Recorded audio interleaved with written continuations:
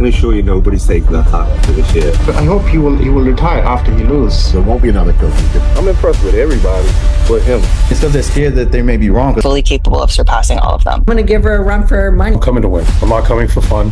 Fair and unfortunate. It's going to come with losses. It's not the end of the world. Need for a black curtain backdrop, and I get it. Bodybuilding is my control within chaos. My conditioning kills. Look, you got a really exclusive interview because I ain't been saying none of this shit, yo. I've been holding my tongue on the internet.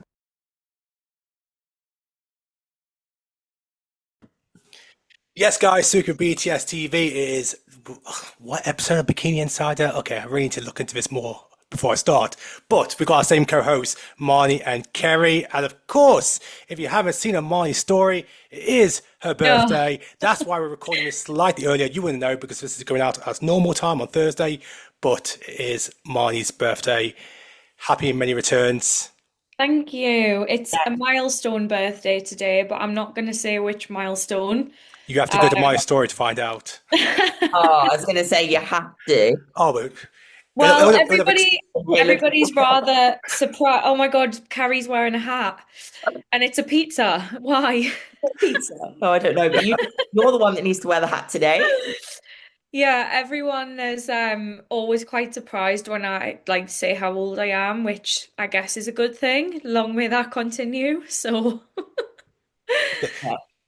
I mean, the only reason I ever use Facebook is to find out if it's someone's birthday. Yeah. And I was like, oh shit, is it Marnie's birthday today? Let me go on Facebook. I couldn't even find you on it.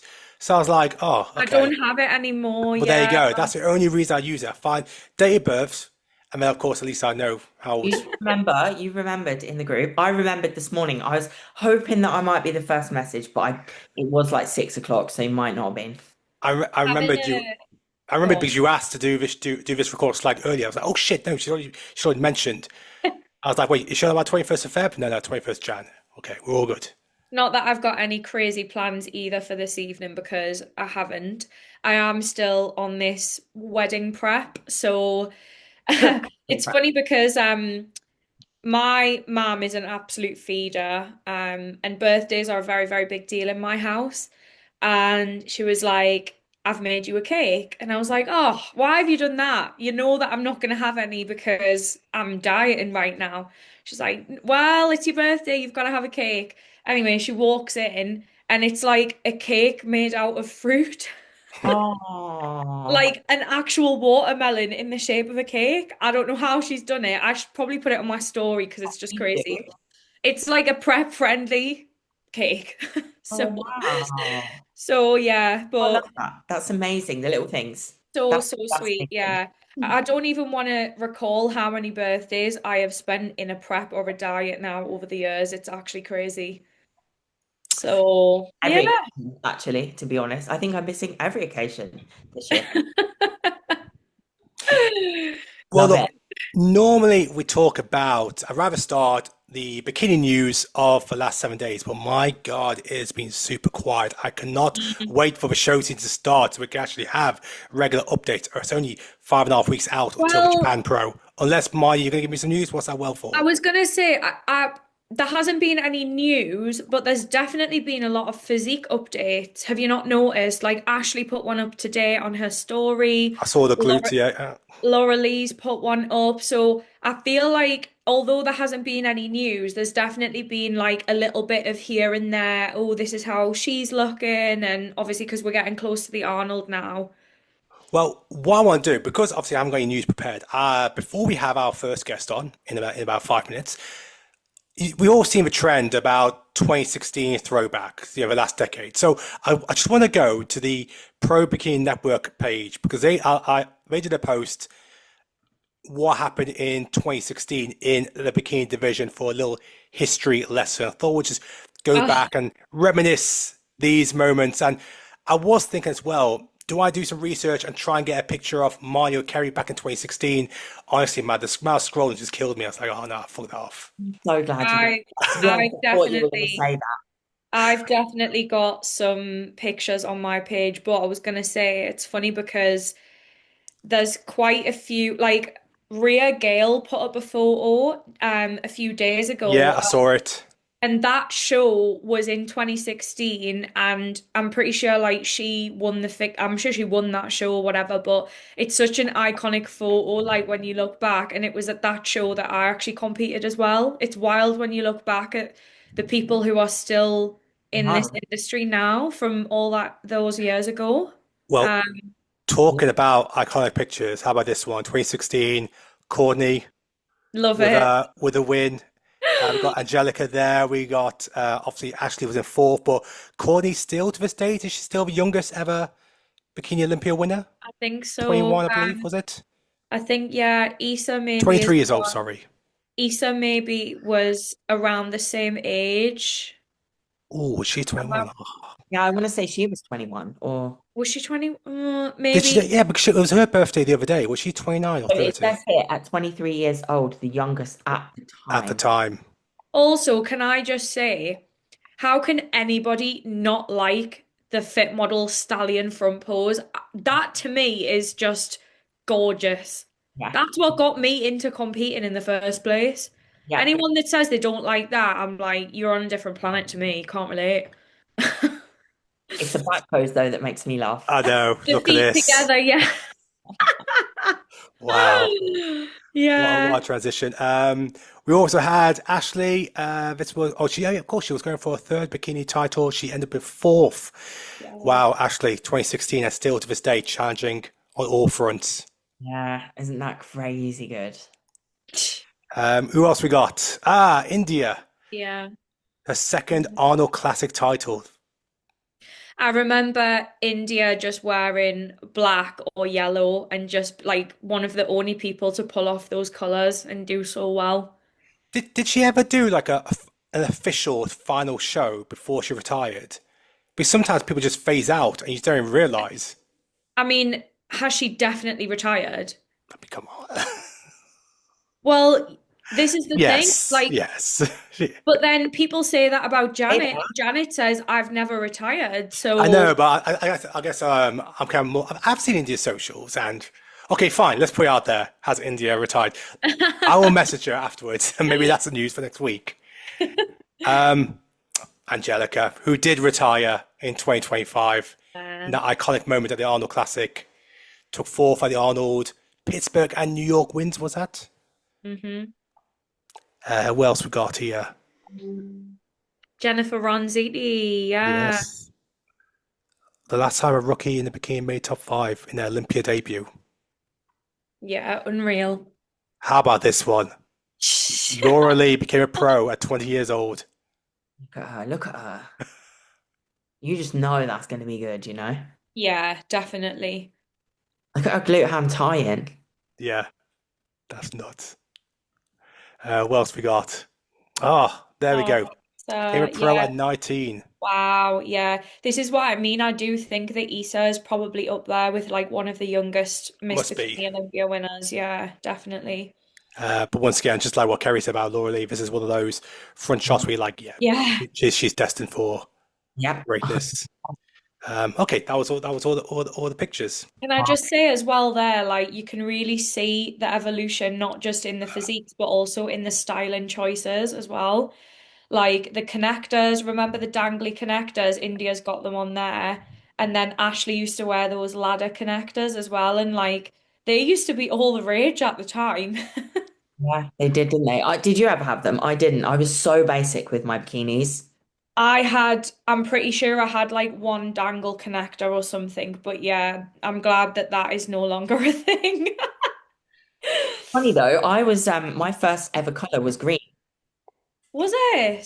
It was my first ever color. First show I ever won in was green. Mine was purple, like bright purple, like the one Courtney King was wearing there, which I couldn't imagine myself in purple suit now. Just Yeah, before now, isn't it? So it's crazy. Yeah. just before Brittni jumps on, what was your standout moment in 2016 in your bodybuilding career? Kerry, can you even think back that long? Because obviously you was on so many shows to go back 2016. Marnie, was it even UK BFF or was that later? Yeah, it was. It was? Yeah. So Blonde hair? for me, that was, yeah. So I had blonde hair, and that was the first year that I had ever won a show. It was my second season. And we've talked about this before, but the English Grand Prix. So that was at the XL Arena in London. And Very quickly, yeah, sorry, was that a period where the results would also then go into like Muslim Fitness magazine, yeah, I like a believe month so, later, the maybe. pictures and results all there? Was that Yeah. more, maybe, was that more 2017, 18? I think Mm. what was my moment would have been, that was my first ever year competing. That was the last time that I ever made myself sick, which is crazy with bulimia. And also that year I came second in my first show, then I came first, then I came third in my first ever British, then I came first. Um, and yeah, and then that was when I like realized, okay, bodybuilding's for me. And then it was a whole year later was when I won the British and more shows. So yeah, that was my like step into And you were bodybuilding. still working at ASDA, right? I was working at ASDA, yeah, at that time. That's iconic. Look at What a that. See, story. I remember Marnie, the blonde hair, UKBFF, Kerry, ASDA, while also competing. Blonde hair as There we well. go. Yeah, Kerry was blonde too, actually. Oh, The whole my tan matched my like my skin. there we go. And I had slick back hair at my first ever show. Like it was like fashionable back then to have it like slick and then like yeah. 20, Anyway, 2016. Who was the was UKBFF still strong when it came to British finals? They were. So who would have been the bikini winner, bikini pro card winner in 2016? That's a Oh question. gosh.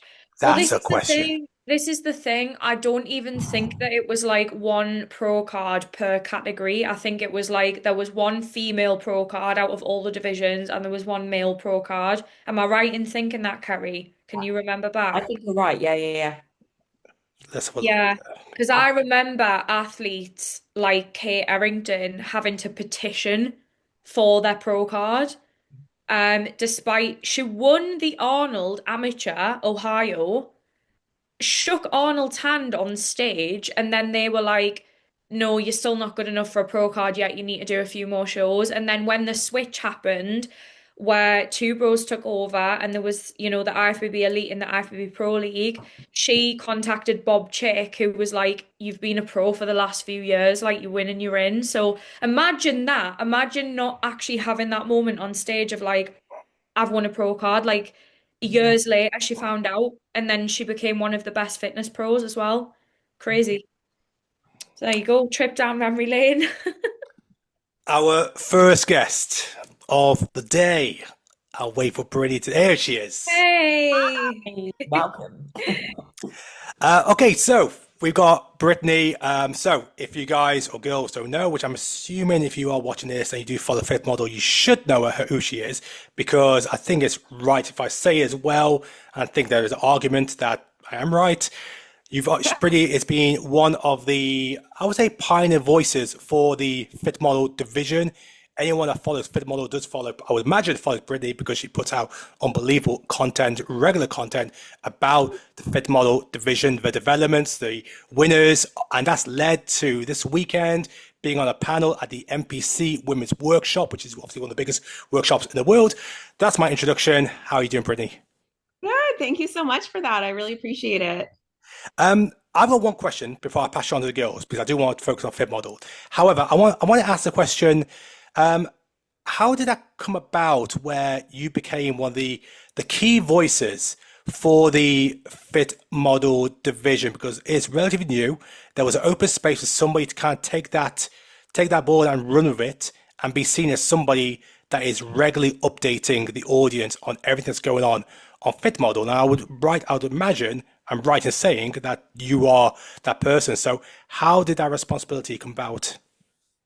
To be honest, so I've always posted my journeys for like any competition prep.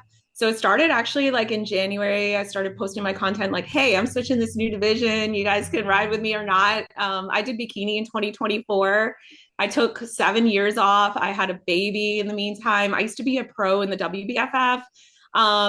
And I started in the NPC in 2012. So I am a very OG kind of person. I built my image brand through just following my journey, whether people like have interest or not. I've always shared. I'm not someone that hides during off season or during prep.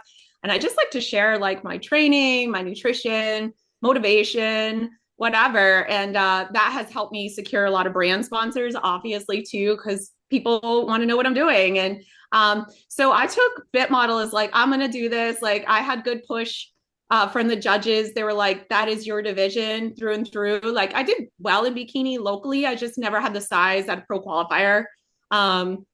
It's actually funny because I did Universe in 2024. I got like third call outs. And then I got my pro card first place at Universe in Fit Model. So you could tell there's a size difference.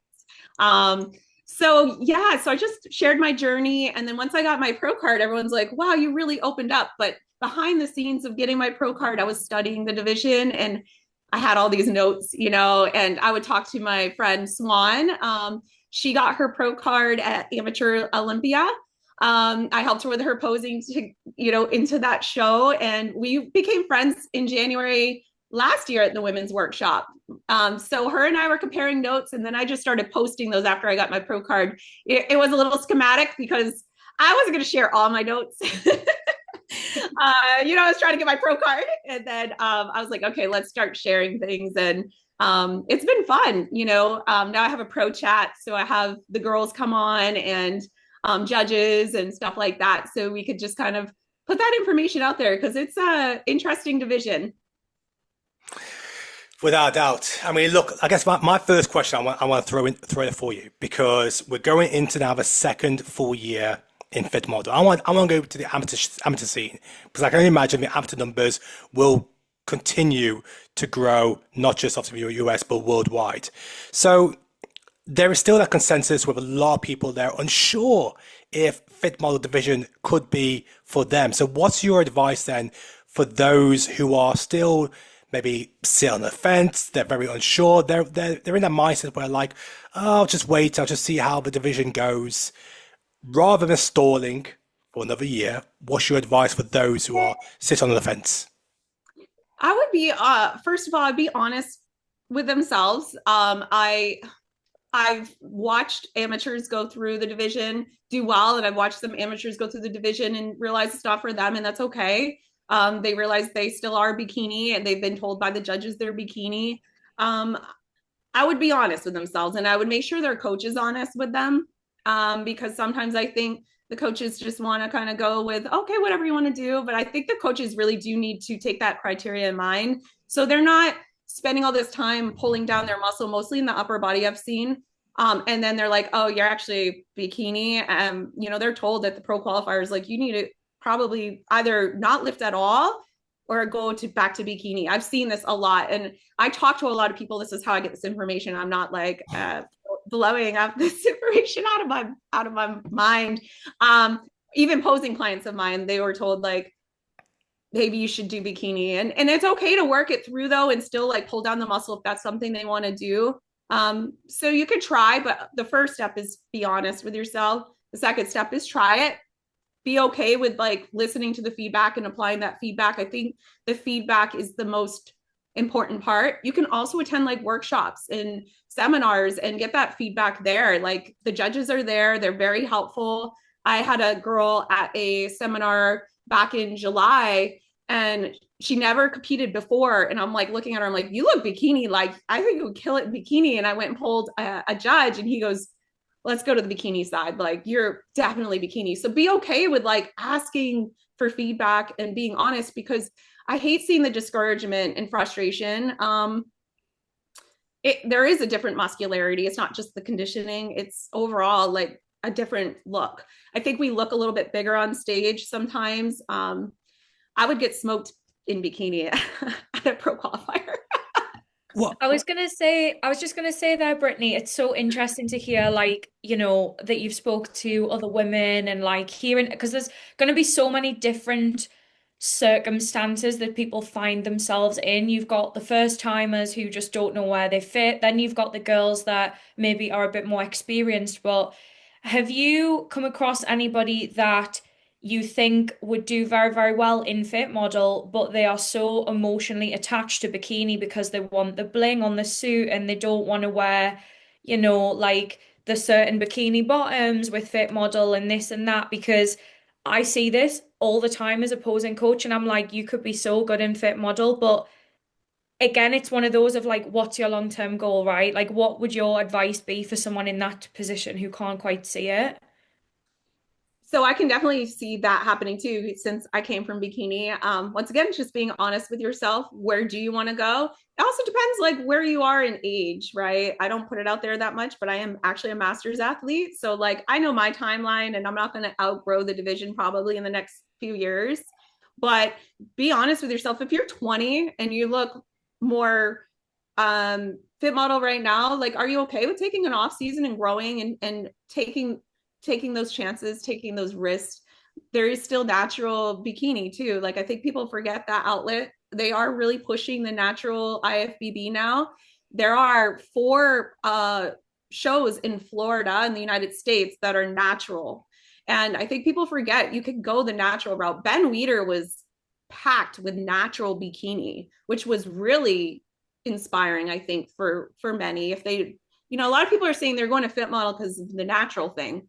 Well, I'm going to be honest, there's girls I've heard that are utilizing things even in fit models. So sorry, but Yeah. you know, you got to make that choice. Like if you're 20 and you know you've got this span of time to grow, you're going to outgrow fit model probably, like depending, you know, and just know that there's outlets you can go. There's different ways you can go. But if you are definitely like genetically more fit model, give it a try, see where you land, see if you like it. And if you don't like it, that's okay, because you could take a year and a half and grow. You can grow if you have the right training and nutrition. You can grow. Like I want to touch on like the numbers of fit models. So when I've seen the US shows, I've seen a higher volume of fit model competitors in the US versus other territories. And when I've seen in the UK, the numbers are still small because it's still a developing one. Of course, US has always been the leader when it comes to the volume of competitors and also the evolution of a category. Have you seen a difference between the fit model look in the US versus maybe other geographical territories, Asia, Europe? Well, you know, I will say, even in the US, we've had a couple girls go pro that are nationalities that are Asian. I do think it's well suited. I mean, the physique is smaller. It's very aesthetic. I think it's an aesthetic division. It's not so much mass. It's like your natural shape. You have kind of a wider clavicle base or taper from your back. It's not so much as much delt, but you're getting that taper from your back. And I do think a lot of the genetics from the Asian cultures, they have like that natural aesthetic pleasing tiny waist into a nice shape. The UK, I think a lot of the girls look great. I'm actually friends with a couple of them, and I think the look is similar. I think they're all following the criteria very well. I think everyone that's turned pro in fit model looks fit model. I think they've done well. And I know the US judges have gone to the UK, like Becky, to pick these winners, or Jack Sullivan went and picked some of these winners. So I think it's on par. I do see it is smaller. They do like more forward facing posing, just so you know. So I do see in the UK, it's a little bit more sideways, Australia as well. So just kind of paying attention to the posing. I noticed that as well at the start of the year, last year, I would say like April time. We obviously had like the first UK Fit Model Pro, and I was like, okay, she's posing rather side on. And I think there was like a little bit of a disparity there, and sometimes people were getting confused with what's being rewarded. And I've said this to all my girls. I'm like, when I was at the Olympia, I was chatting with like Emily and Liz and learning so much from you guys. And yeah, that to me, again, it's like the old school stallion bikini front pose. It's that straight on. You've got a little bit of a twist there. So I'm glad that you've said that, because that just confirms what I thought as well. Yeah, they do. I've spoken to them. They said they prefer a little bit more forward if possible. And actually, it looks really good. Otherwise, because I did the more sideways in May when I first started. No one was posing coaching. This is so new. And then all you're seeing is like lower back and obliques. Yeah. I don't think, because I think a lot of people are trying to pull their glutes around, but you it's not so much glute that they're focusing on in the front pose. It's just overall shape. So if you, I always say a nice top line into small waist, into that shape into your legs, you're getting that distance through your legs, but be careful standing too wide too. Like it's got to be proportionate.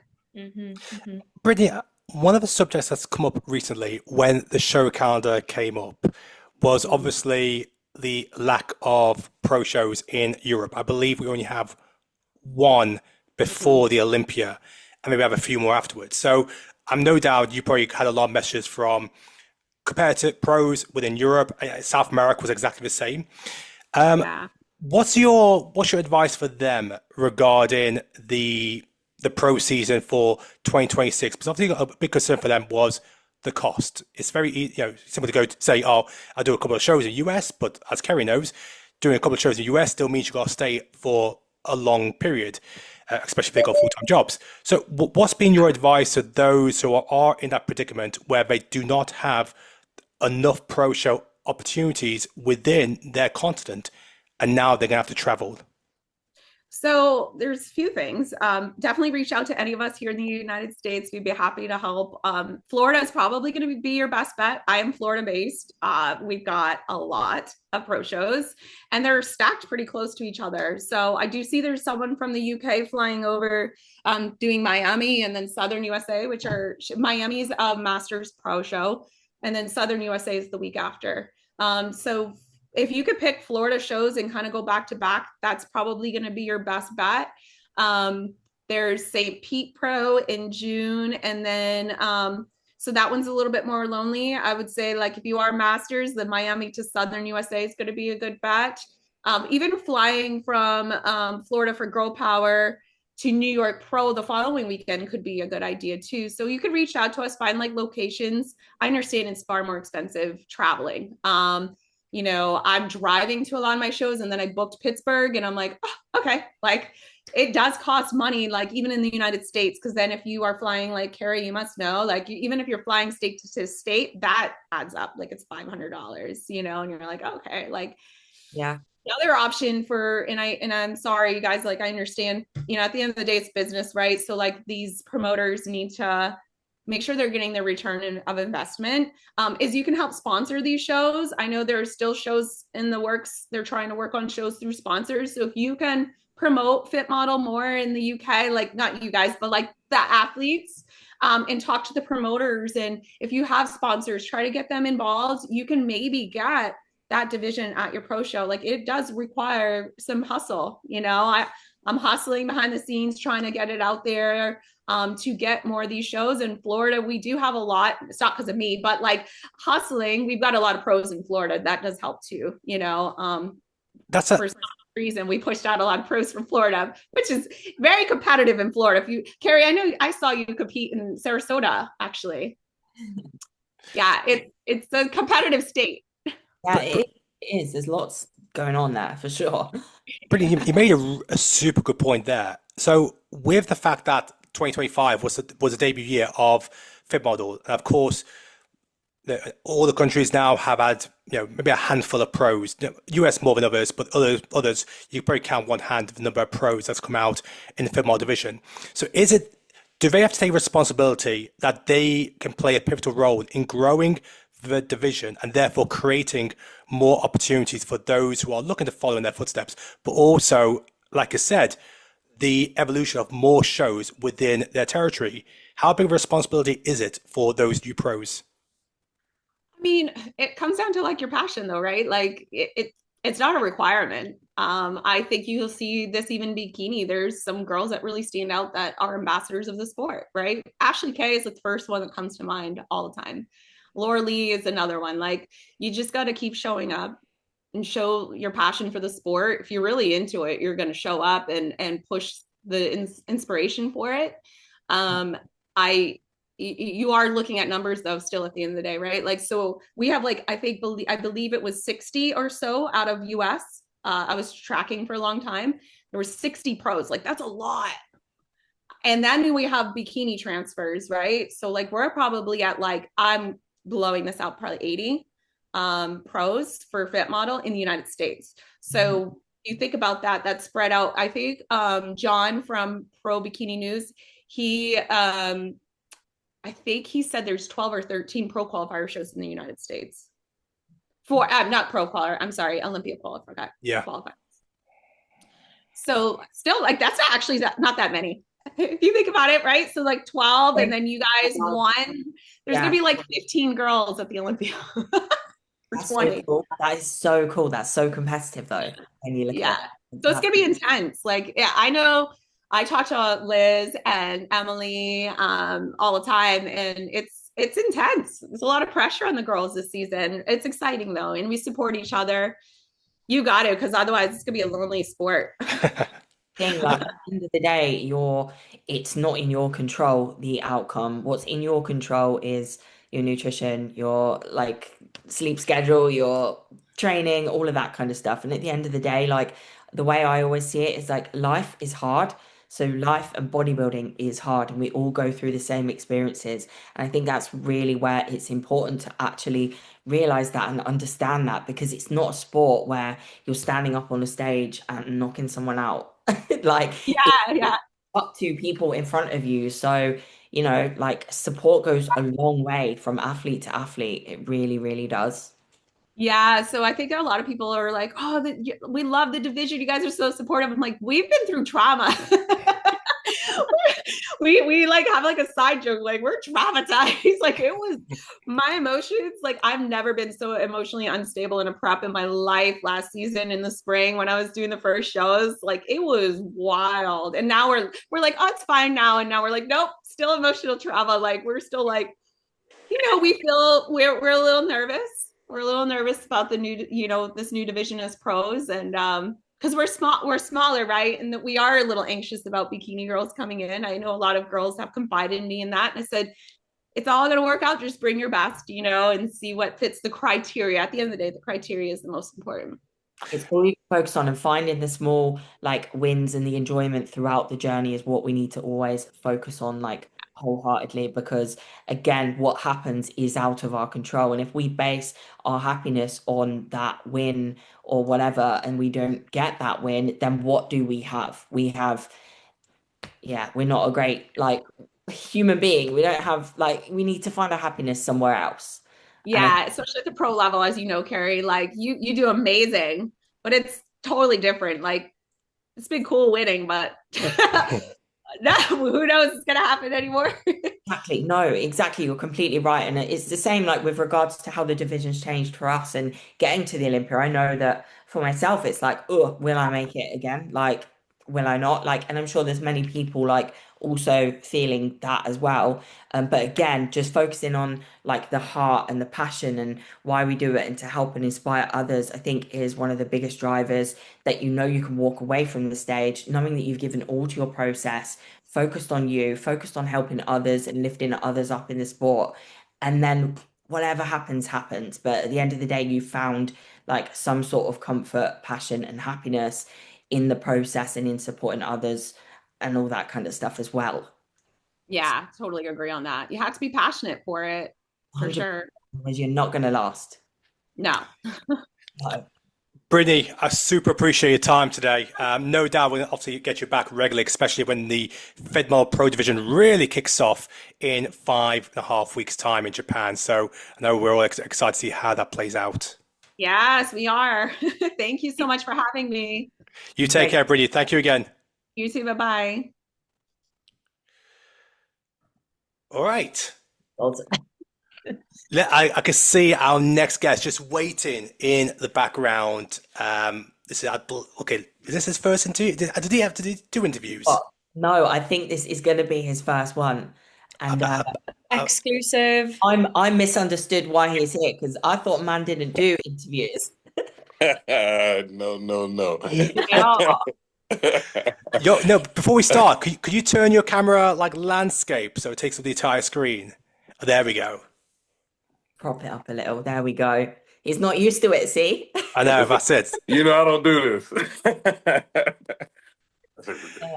There we go, man. Good man. Neal, good to see you, mate. It's been a minute. I remember we actually messaged you after Olympia because you came over when I was in the foyer, I felt like I mugged you off because I didn't Oh, even you give a did. clock. I know. I keeping that receipt too. I'm keeping that receipt. I know. He came over. It was like, "Oh, Suki." I was like, I think I was editing at the time, but I didn't even clock. I mean, I was like, a couple of days later, I was like, "Oh shit, let me message you. I don't want to look Came like a over to dick." shake your hand, like, "What's up, my man?" And you gave me the cold shoulder, man. I said, man, I know, Oh man, my but hey, God. look, buddy, look. Let's ask the first question. You said straight away, like, "Oh, I don't do a lot of these." What's the reason? Why do you keep yourself in the shadows? I mean, it's just not really my thing. I like to like. I'm not in this to be popular or insta fame or any of that shit, man. Like, I like to keep the focus on the girls. They're the one doing the work. You know what I mean? Like, so. Yeah, I, but surely there's a lot of people that just want to hear the insides of a coach, especially one who's so successful as yourself. You just came off the Olympia 2025 with a second and a third place. Like, there's clearly something where people want to have that extra education, and that's what you can offer. Don't you see yeah, that? yeah. I don't really care, Suki. I don't really give a shit. I mean, Interview like, over. I don't really. I mean, I'm like anybody know if you notice, I barely even post on Instagram, right? Like, it's not really my thing. I've been doing this for a long time though. So I was doing this before Instagram, before it was cool. You know what I mean? Like before it was like a thing on Instagram. I was coaching people or whatever, right? Like I didn't even post stuff on Instagram. I didn't even have one at the time actually. So it's just I don't know. I'm kind of old school in that regard, I guess. Neil, do you want to turn your camera slightly up? Because I think when you talk, we're going to see your nose and I think mouth. Yeah, I think it's cool though. He's sat there doing the work and he's not got enough time for Instagram. And sometimes it's like that. yeah. I don't care about the attention. I want it to go to them. So to be 100% honest, the only reason I came on here is to put the attention to them because I think they don't get enough. To be honest, right? Like so. Yeah, Well, there we go. I'll throw all my questions out about asking about Neil. Let's go straight to the athletes then. We'll fuck that off. Okay, look, let's go. Quite a couple. Yeah, okay. Do we have a question? Have you got a question, Marnie, about Neil's background? Well, Oh, hello. I guess, like, obviously, well, not obviously, but a lot of people know that you also compete and, well, you did compete and you're an IFBB pro. So do you want to talk a little bit about that? Because obviously, in terms of the standard at which you coach, like being an athlete and being somebody who has stepped on stage yourself, do you think that that influences how you coach? 100%. So like, I know the feeling of everything, if that makes sense, right? Like, so I can tell when an athlete is, I mean, man, he's probably struggling, right? You know what I mean? I can tell when it's time to push and when it's time to pull back and how much they can take and how much they can't. I mean, obviously I listen to them as well, but I think you get a huge experience from actually doing it and feeling it. And, like in that regard, like, if there's supplementation that's involved or whatever, I would never have somebody do something that I haven't done, right? Like it's just a lot of little intricate details or whatever that if you've done it before, then you know how it feels. You know what I mean? Like so, yeah. And then from a mindset standpoint, obviously I mean, I don't compete anymore. I don't have time to. When do I have time to compete, right? Like so, like, but um, the mindset thing, right? Like so. I wanted my pro card more than anything in the world when I was an amateur, right? I just sacrificed everything, like I just put my all into it. So, and I remember the feeling of that. That was probably the highlight of my career is getting my pro card, right? I was getting wrecked when I got an IFBB, but, but that was probably the highlight. But like just knowing the feeling and how good that felt and like just accomplishing my goal or whatever after all that work, I wanted to continue feeling that, and I knew it wasn't going to like be from being an athlete. So I put my sole focus on the coaching aspect of it, so they can feel it. And I'll get a little taste of that too. so talk about the coach aspect because, like I said, you keep yourself stealth, you keep yourself in the shadows. How would you describe yourself as a coach? Your coaching style? Put my spot here. Let's see what his answer is. My coaching style, I don't know, man. I'm pretty militant, to be honest. I was gonna say, I feel like we've heard this. We've heard this from like Mm. Jazzy, where you're quite like to the point.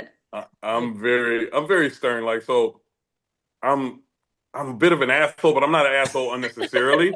I'm clipping that. But I'm not an asshole unnecessarily. You know what I mean? Like, if there's a time and place for everything, right? Like, so I demand somebody's best, right? Like, so if people come to you and they'll tell you they have all these goals and they are right off the I want to do this, I want to win the Olympia, I want to get to the Olympia, I want to win my pro card, all these different goals, I'll do whatever it takes. So I just simply remind them of what the hell they said. You know what I mean? Like, hey, you remember there was a time you said, boom, you want to do this, you do whatever, all that, and then but you're BSing around now, or whatever. Like, that's not going to accomplish your goals. So if we have a goal, I expect you said you were going to do this, I expect you to do it. You know, so just very by the book. I think I kind of experienced a bit of like you because we communicated quite a lot towards the back end of like my season. Mm-hmm. You made like a big impact on like my journey, to be honest. Towards the back, you know, like I was filled with quite a bit of like doubt and stuff like that. And I feel like you were really good at like putting the athlete in a place of like remembering who they are. And that's what you kept saying to me. Like, remember who you are. Remember, like you're doing everything you can do, which is in your control. And that's what you need to do. And like my coach is very much like that. But like I really appreciated that from you at the back end of my season. Well, thank you. Yeah, it's not all negative. Like, I know I said a very militant. It's the same. There's positive. There's a positive swing to it as well, right? Like what you just said, Kerry. Like, I am a motivator. I will motivate the hell out of you. I will do that or whatever. I'll push you or whatever to where you want to do it or whatever. Because I mean, like I said, it just goes back to what they said initially, what their goals were. Like sometimes, you know, we struggle mentally, right? Like, so sometimes you need that. There's a time when you need a kick in the ass, and there's a time you need a positive kick in the ass. You know what I mean? Like, there's two different ways. There's two different, and I'm gonna give you both.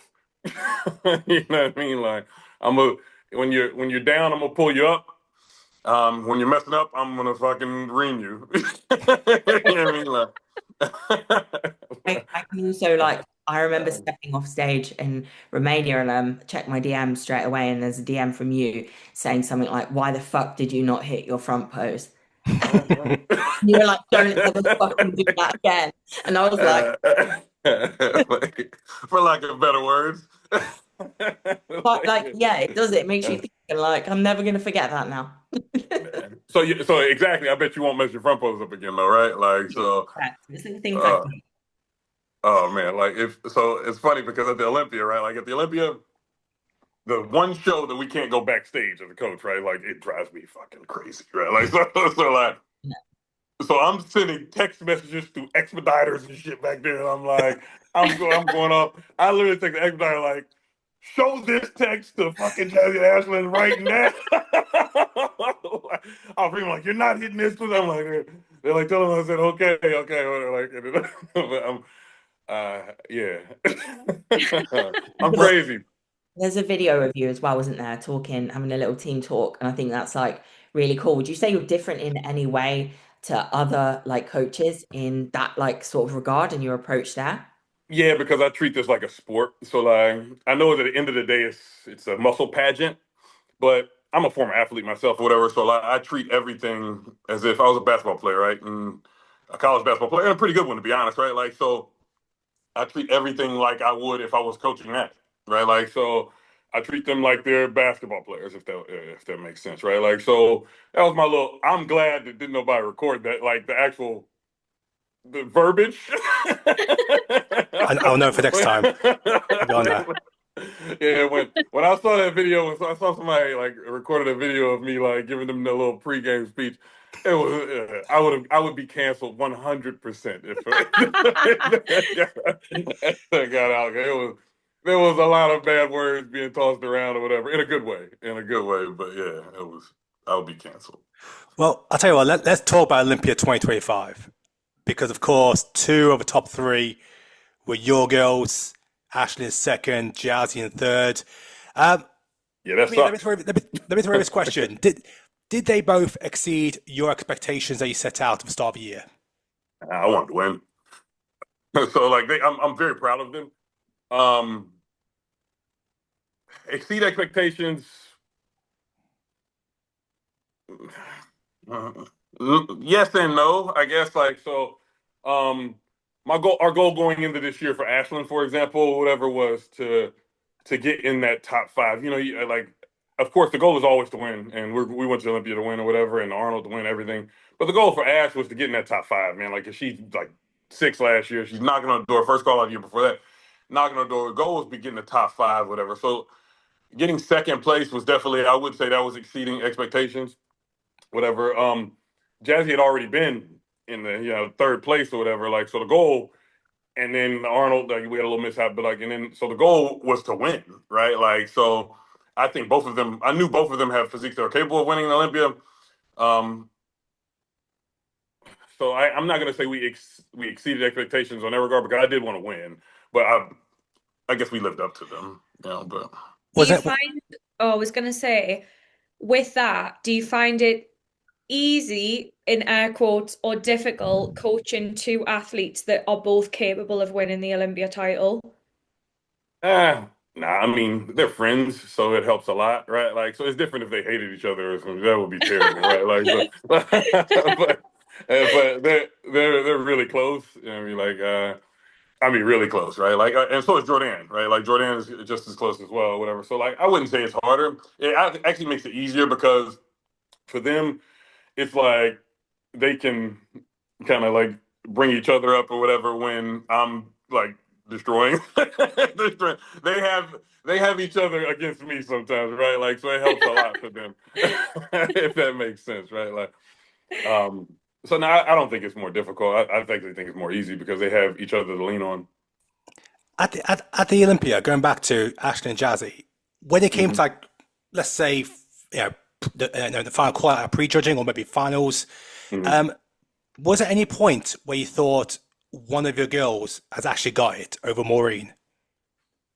The way they were moving things around, it looked like they were leaning towards Maureen, because she's like in the middle the entire time. That initial, like, at the initial first call out, they immediately moved Maureen, and then they immediately moved Jazzy to the middle, and they were both there for a long time. So at that point, I'm like, man, we might get this thing. And then, they had them up there. Remember, if you remember, Suki, they had them up there for a long time in that first call out. Like, so Jazzy stayed, and they kept moving people around, and then they just kept inching little ass just on up there more and more, more and more. And then I'm like, oh, I need one more move. Move Maureen and put Ashlyn in. And they're going to split center, whatever. And I made a post or whatever that said they were going to split center at some point too, whatever, but it didn't happen. But I'm like, one more move. And then they called Ashley's name, and they moved her with Jazzy. I'm like, no! I wanted her to move Maureen, not her.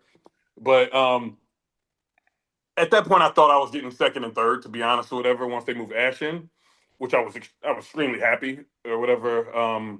But at the same time, I'm like, oh, man, I'm so close. But then at finals, lighting was different or whatever, and, they say they rejudge at finals and stuff like that. At finals, they were both cooking, right? Like, so I'm like, oh, man, we might actually get this because Ashlyn was blazing. So I'm like, man, I thought we won at finals, to be honest, right? Like, so I thought maybe there was a chance, but I never get my hopes up too much, man.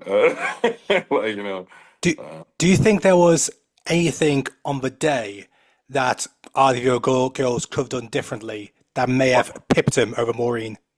Yeah, I mean, I could have brought him in better. I never think it's perfect, right? Like, so there's so many things.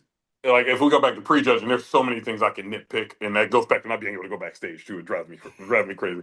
So, like, for example, like the tan on both Ashlyn and Jazzy's underneath their glute, at the bottom of their glutes, right? Like, you know how, like, the girls will know when you pump up, once you get glazed, sometimes you'll get a little marks underneath there or whatever from the glaze where it rubs into the tan. So it gives lines. That throws off your tie-ins just a little bit, right? Like, so little things like that I'd see backstage, I would fix or whatever. Ashlyn's hair, I hated it prejudging, right? Like, it needed fixed or whatever. Like, but I wasn't backstage to be able to fix it. So many little things. There's so many little intricate details or whatever that we could have done better. And then Jazzy, I didn't like the peak, to be honest, or whatever. I didn't like the peak for Jazzy. I thought she looked a little better in the room. I might have went just a touch too full. You know what I mean? Like, just a tiny bit too full, where the lines faded just a bit too much or whatever, and which is not on her, it's all on me. So of course there's little things that could have made the difference, but would it have? Who knows? I don't fucking know. Yeah, I mean, I said it to Jamie the other day, because I don't remember a Bikini Olympia lineup in that top 6, even at prejudging, that created so much of a discussion on socials, because obviously the favorite. Laura Lee was Versailles. Second place, Ashley was on the other. Ashlyn, who had lost to Amy, and I think she did beat Maureen at Pittsburgh. She was there. Jazzy's made a comeback after the Arnold. Maureen now after Pittsburgh, she's fighting for the title. But there was a consensus that, oh wait, are they judging this differently? Did you see that versus other years? The judging differently thing, no. No, some girls were off, man. You know what I mean? Like at the end of the day, right? Like, so, obviously that wasn't the best Laura Lee. I mean, she'll tell you that herself, right? Like, and then Ashley K was a little off as well. So some of the top girls, at the end of the day, it's who brings the best that day, right? Like these girls, Tyler always says, like, there's like 12, 13 girls that can win Olympia in bikini, right? Like, so anybody, if you're in that top 15, there's a chance that you can potentially win the Olympia or whatever, because it's who shows up the best that day. I don't think the criteria change or anything like that. It's who they feel fit best that day, right? Like, and that day, the top three was Maureen, Ashlyn, Jazzy, and then Amy Forth, of course. Like, so, yeah, I don't think it was any, like, some girls are off, some girls are on. It's the way it's. I don't think anyone's dominant in this game. So, like, that's what drives me crazy or whatever is, I know people have their favorites, and there's a lot of people, and these girls deserve the praise that they get. I think they're incredible, right? Like, I think some of them girls are incredible. But, like, at the end of the day, like I said, there's like 12 girls that can win the Olympia. And I honestly don't think that people respect some of the girls that are coming up or whatever, and at the rate that they're coming up enough because they're still stuck in their ways with their favorites. So that was going to be my question that I was going to ask you, Neal. Like, what do you think? Is there something that's separating those girls necessarily from like this pool of athletes that could all potentially win the Olympia? Is there anything that you see as a coach? Because I'm sure you get a lot of inquiries from other pros that really want to be in that position. What do you think it is that separates them? Separates what, all the top girls from everyone else? Yeah. Is it purely genetics? Is it something like, because everybody's got a decent work ethic, right? So what is there something that you see that you think, that was the missing piece for this athlete? Yeah, genetics definitely play a role, but they're not everything, because I mean, Ashlyn Little doesn't have great genetics. She just put it all together, right? Like, so yeah. It's just completeness, right? Like, if you really look at every pro stage, all the girls look incredible. Like, literally from the girl in the last call out getting on the end, if you look at her, the untrained eye will be like, this girl looks amazing. Like, people always go to shows that don't have any experience. They're like, I don't know how they do it, how they pick it. It's the little things though, man. Like, so once you truly like get the eye for it and you look at everyone, you can start picking it out. Like, okay, she's better. And it's just the polish, the completeness. Like, okay, full glutes in every pose. When you're transitioning, your glutes are full. Conditioning is spot on or whatever. The tie-ins are there. Tight core, but not overly shredded. Like, it's just so many things, like the muscle balance, head to toe, whatever. Glam is good. It's just, everything is put together so perfectly head to toe on the elite girls. They just got it down. You know what I mean? Like, so there's a million other girls that can get there. It's just going to take time and really finding that intricate details of putting it all together. Like, the girls at the top have it all put together.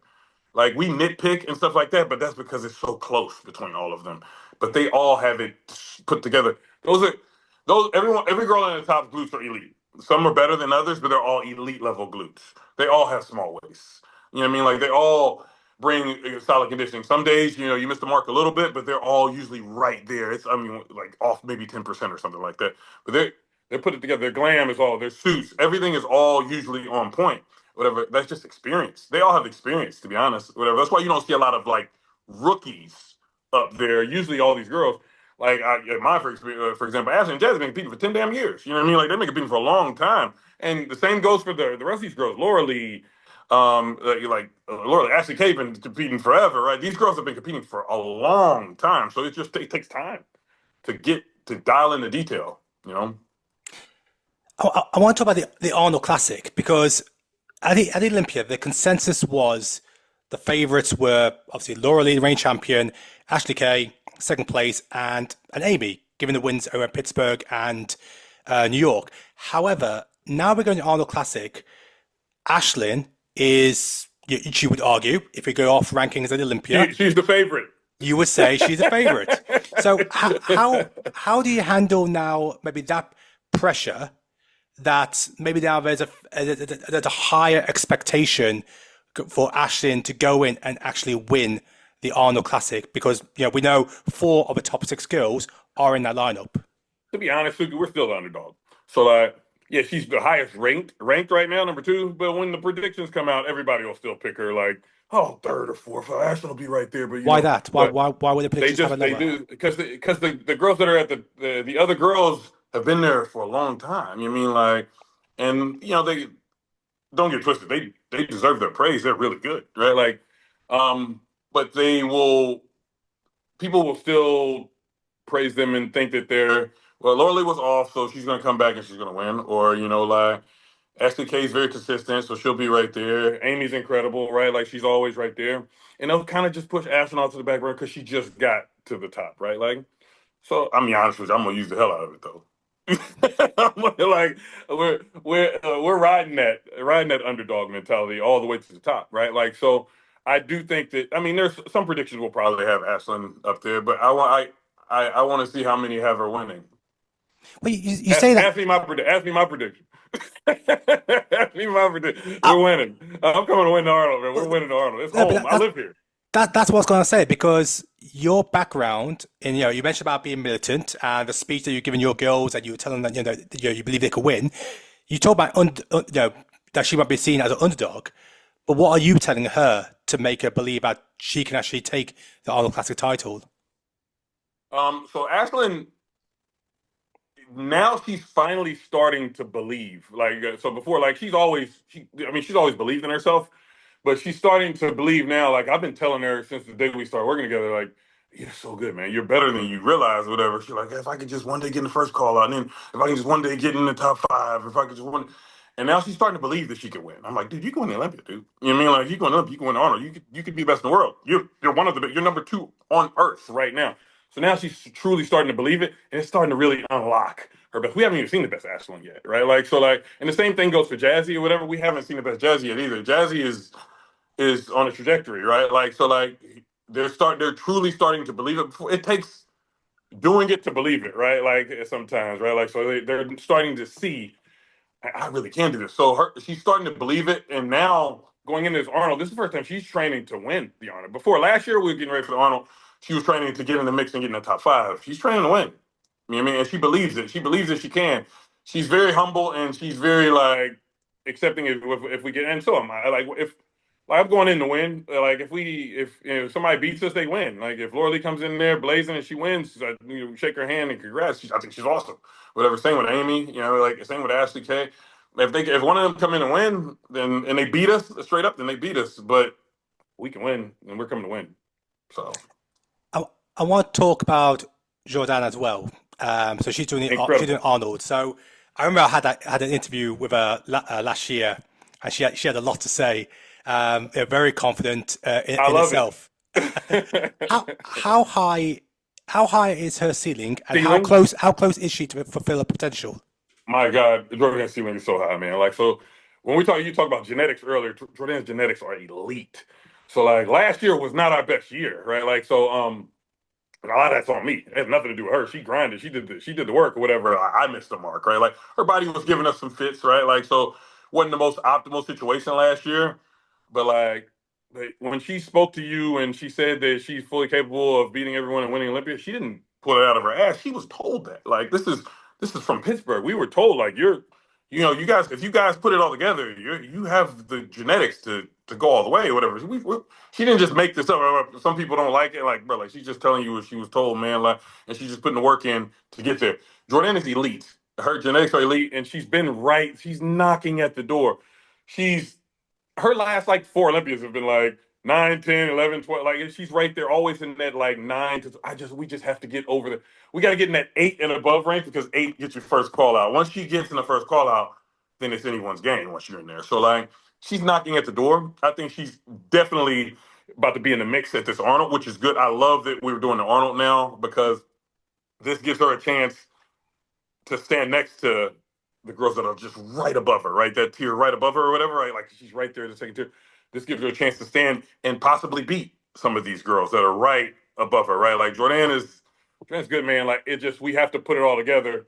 And that's not on her. Jordan puts the work in. That's all on me, right? Like if we can nail it, if I can nail it, then I think Jordan can win the Olympia for sure. I 100%. I think she has a physique capable of winning the Olympia or whatever. But first, we got to get it's steps though, right? First, we need to make a statement at this Arnold, like Ashlyn did last year, right? Like Ashlyn came out and swinging and got in the top 3 of the Arnold last year. If we can get Jordan in somewhere in that mix, then next we do Arnold UK, do the same thing, go on, get our qual at somewhere, whatever, and then. I mean, there might be Pittsburgh in there or something, you know. Try to. It just goes to show how much like strategy you really need when it comes to choosing the shows, like what you've just explained there about Jordan, and like putting her in the Arnold is going to give her that opportunity to, like you say, get looked at. Would you say that gets a little bit more challenging when you are competing for the top spots in like which shows you choose based on where they are in the calendar and stuff? Oh, it's hard to tell. So it's chess, not checkers. I always tell people. And Yeah. at the top, when you're trying, like where you at, when you're where Jordan's at like the worst spot. Like it's that spot where you're like, you're right there knocking at the door, but it's really hard to break into that next tier, right? It's really hard, but she's right there.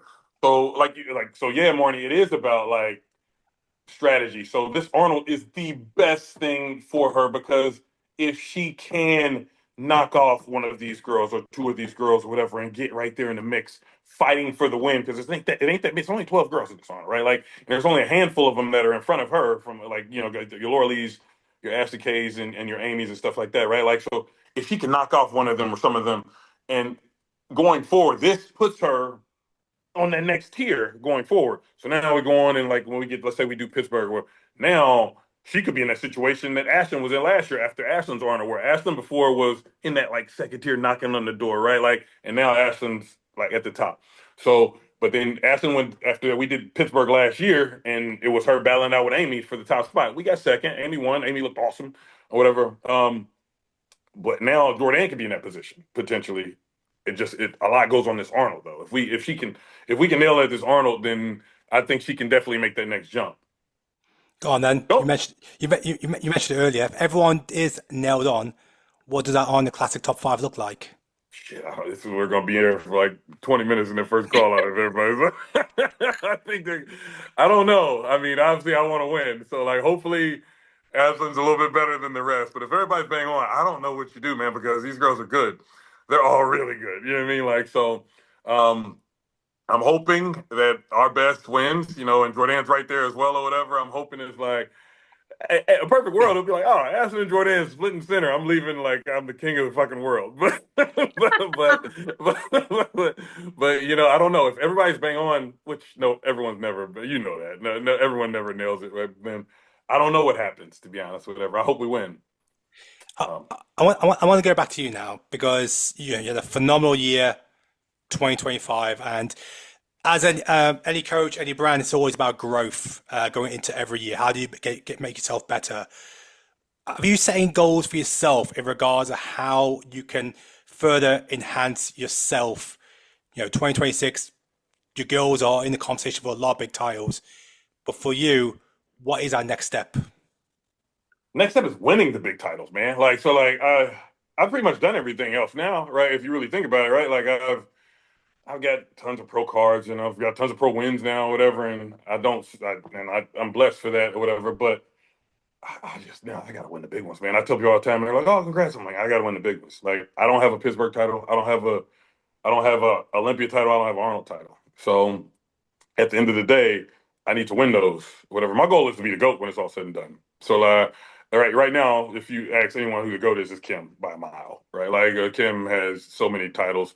My goal is to be the GOAT, which I'm sure. I mean, don't get twisted. I think I'm the best in the world right now. Like I do. I truly believe that. I'm just not afraid to say it or whatever. Like don't get twisted. I'm sure.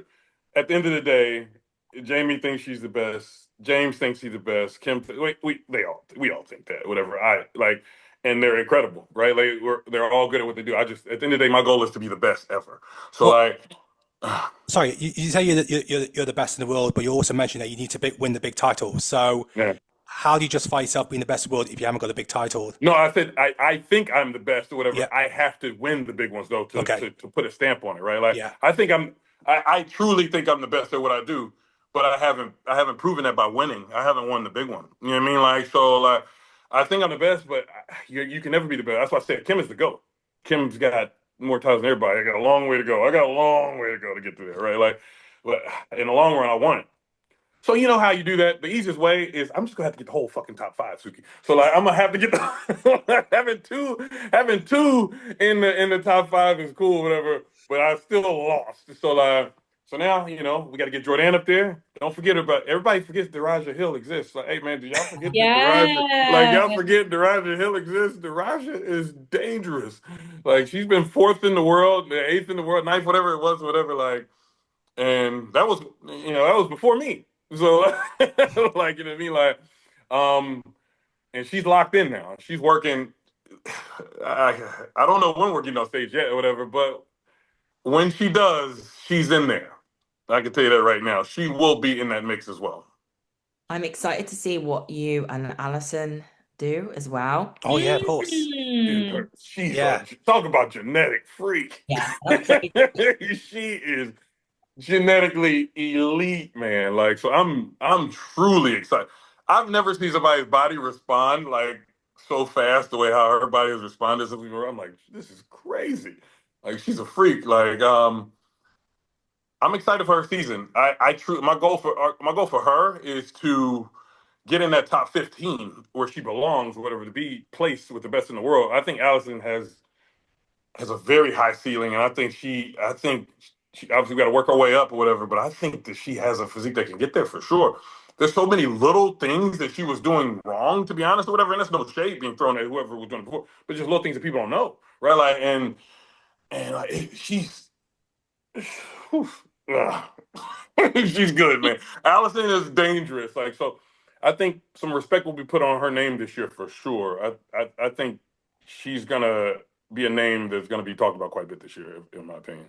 It'll be nice to see because we've seen her go through, or I've followed her closely, I'm friends with her, seen her go through like doing whatever she's been told, like as the athlete, and going through the process and really changing her physique to align with the criteria and always giving her best, always showing up and all that kind of stuff, doing what she's told by whoever she's told at the time. And yeah, I can't wait to see that pay off. She's awesome. She takes feedback really well, whatever, like from a coach and from like judges, right? Like she just wants to be good. She just wants to do well, and honestly, that motivates me when somebody's like that. She's very coachable, and she's just like, I want her to have a really good season. I really do, and I think she is. Our goal is to get in that top 15, and then from there, after there, the sky's the limit after that. But. Mm-hmm. We got to get back to Olympia first, obviously. But Neal, look, mate, it's been absolutely awesome to have you on, mate. You gotta do more interviews with other people. You got so much gold there. even have your own podcast. There we go. There's your name for it. I'd be canceled in a week if I am on. No, honestly, I came on here honestly because because I want the girls to get more pub. I think Ash and Jazzy, Jordan, I think they're incredible, and I think that they should get more praise than they're getting. They're number 2 and 3 number 2 and 3 and 12. Jordan number 12 in the world, too, right? Like number 2 and 3 and 12 in the world, right? Like, and they're on trajectory to win the Olympia, to be honest, right? Like, so I think people need to respect it. Like, they need to put some respect on their name a little bit more. There we go. These girls are awesome. All of them are awesome, but put some respect on our name, man. The one thing I'm taking from this is that come the Arnold, Ohio or UK, I gotta make sure I'm close to Neal when he's doing his team talk with the girls. Hey man, you try to get me put out the IFBB, Suki. Are you trying to get my ass canceled? Are you coming to the Arnold UK? Yeah, I am actually. I am. my big ass on a flight that long is gonna be a struggle a little bit, but but I mean, as an Android, I can't not go, right? Like, so yeah, I'll be at the Arnold UK. I'm not looking forward to it. All right. What'd you say? You'll be all right. If Mark can do it, you can do it. Yeah, I'm 6'5". Mark is like 6 foot. It's hard. But the Arnold is. I live in Ohio, so I can't complain because the Arnold is here. So I'm That's at true. home, so I can't complain. Amazing. Good man. Neal, I appreciate your time, mate. Thank you for that. Thank you for having me. Good luck trying to get me back on here. Hey, when you get a big title win, we're getting you back If on. I win Arnold or Olympia, I'll come back. Hey. If I win one of those, I'll be back. If not, I'm going in hiding. My guy, take care of yourself, mate. All right, man. You guys take care. Take care. Bye. Oh. So much to clip there. So That many was clips. great. He's cool. I think he's such a good guy, honestly. Like he helped me like a lot, like I said at the back end of last year as well. Just as a friend, like me and Mark met him when we were like away and stuff, and he's just constantly in my corner, which was really, really nice. So I think he's just a generally great guy, who just loves the sport. I think what's also interesting as well, when you speak to these coaches, the personalities are so different. I mean, that is a very upfront in regard to where he wants to be versus our talk with Jamie. We also had James previously, very different. Kim can be analytical. Everyone's got that's one of the biggest things that separates each coach from the other, I think, is, when they say like you got to find one that you gel with. I think there's such a big difference there in the communication style and so many different personalities to choose from. Mm-hmm. Yeah. Okay, I think we're about to wrap up there. On other news as well, we are 2.5 weeks out from the NPC Ultimate Seminar? It's 2.5 weeks out, 1.5 weeks. 2.5 weeks. 2.5, I think, yeah. Is it? Yes. Yeah, I got an email from the venue giving me the final invoice, which made it feel even more real now, because now once that's all paid, there's no go back. And why would they go back? But I believe we're at 718 attendees at the moment. Wow. That's obviously include everybody. So yeah, it's going to be closer it gets, the more I'm looking forward to it. I know there's a little bit of work to do in putting everything together. Marnie, we've always seen your updates. You've got the banners, they're all set.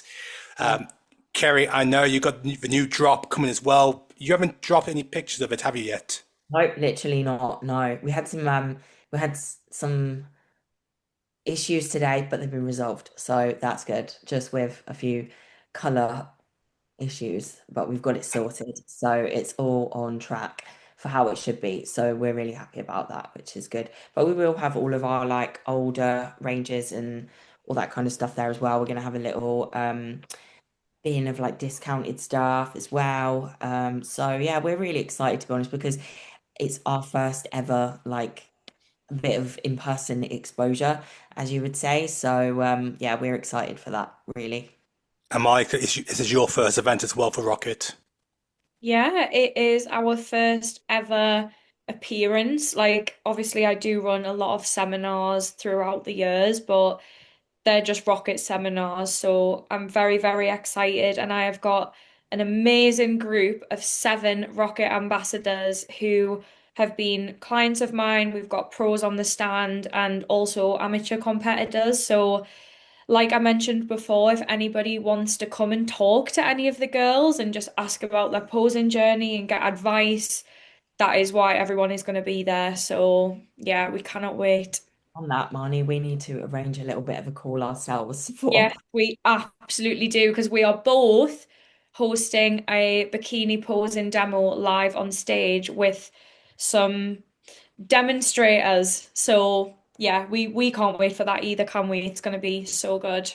It's good, yeah. It's a good thing. So what are we now? We're like, what is it? Nuts. How many weeks out from the Arnold's actually is it? It's 6.5 weeks out until Arnold, Ohio.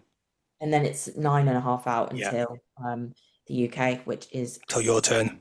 Yeah, I know. I'm so excited to be back. So excited.